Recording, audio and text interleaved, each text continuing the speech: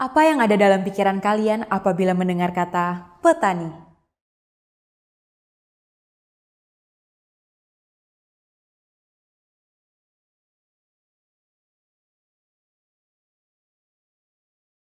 Menurut saya petani itu adalah pekerjaan yang berhubungan dengan pertanian, seperti misalnya sawah, perkebunan, dan lain sebagainya.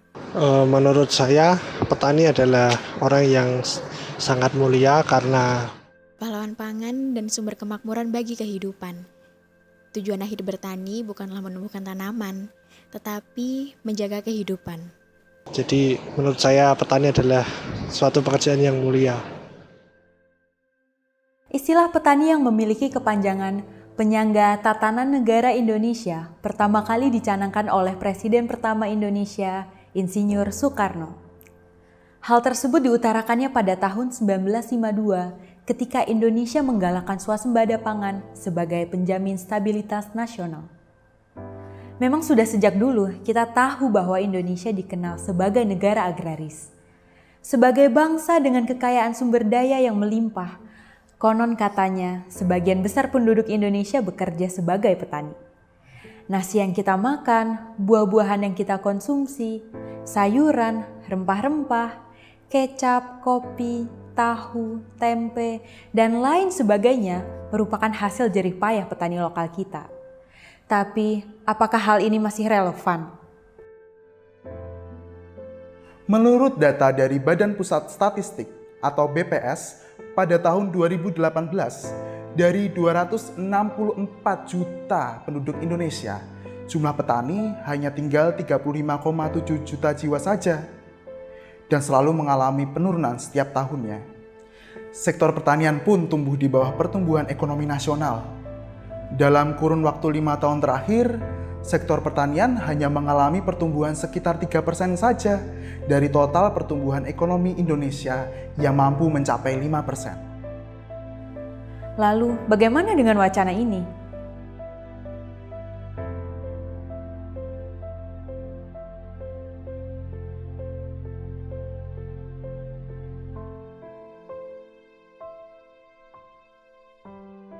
Menurut proyeksi BPS, jumlah penduduk Indonesia di tahun 2045 diperkirakan mencapai 319 juta jiwa. Dengan jumlah penduduk yang sebanyak itu, sudah dipastikan kebutuhan pangan terus meningkat dan harus mencukupi kelangsungan hidup masyarakat. Apakah 25 tahun lagi Indonesia krisis petani? Kami, Max Indonesia, telah melakukan survei dan menemukan beberapa permasalahan pelik sektor pertanian Indonesia. Kami menyoroti 3 permasalahan utama. Yang pertama, paradigma. Para petani menginginkan anaknya untuk dapat sekolah setinggi-tingginya dan mendapatkan pekerjaan yang lebih layak daripada harus bertani. Intinya, jangan memiliki nasib yang sama seperti orang tua mereka. Apakah ini salah? Tidak, tidak sepenuhnya salah. Tapi mari kita renungkan kembali, bagaimana kalau si anak petani tersebut disekolahkan yang tinggi untuk mendapatkan ilmu yang luas yang nantinya digunakan untuk mengembangkan dunia pertanian? Tidak semudah itu. Badan Penyuluhan dan Pengembangan SDM Pertanian, Kementerian Pertanian menunjukkan data bahwa hanya tersisa 2,7 juta petani muda dengan rentang usia 20-39 tahun di Indonesia. Sebenarnya Indonesia punya banyak sekali potensi anak muda, mulai dari universitas dengan jurusan pertanian yang tersebar di berbagai daerah, di mana setiap tahunnya lulusan sarjana pertanian diharapkan mampu terjun ke dunia pertanian.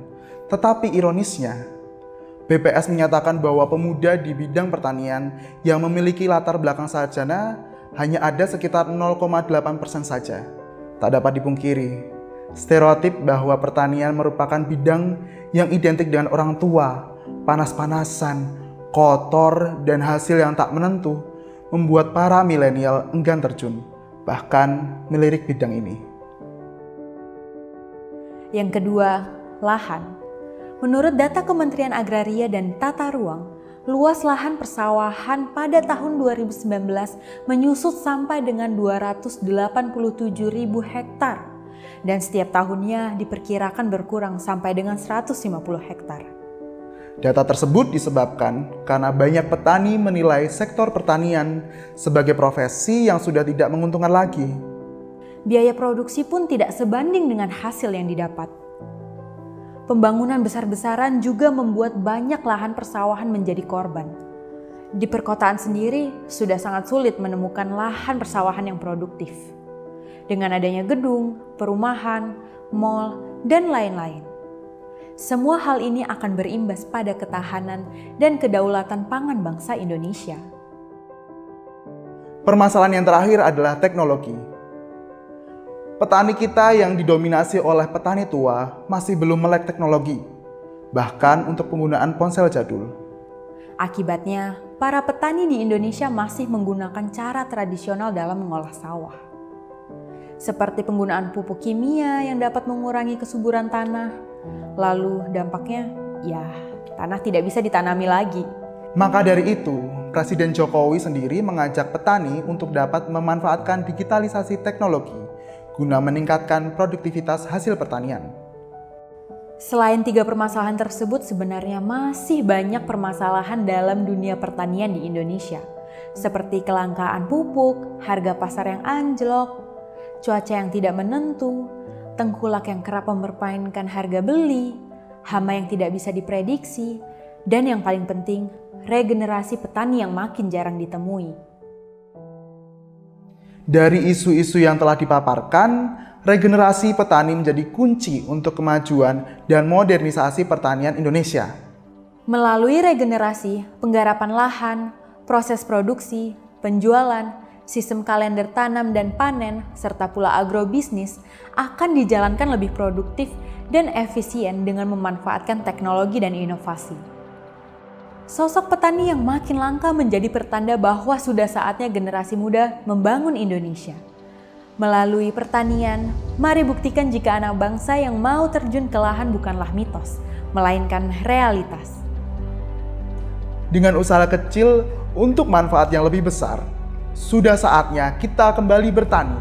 Kembali menanam dan kembali merawat bumi pertiwi. Yuk, kembali ke awal. Karena kalau bukan kita, siapa lagi?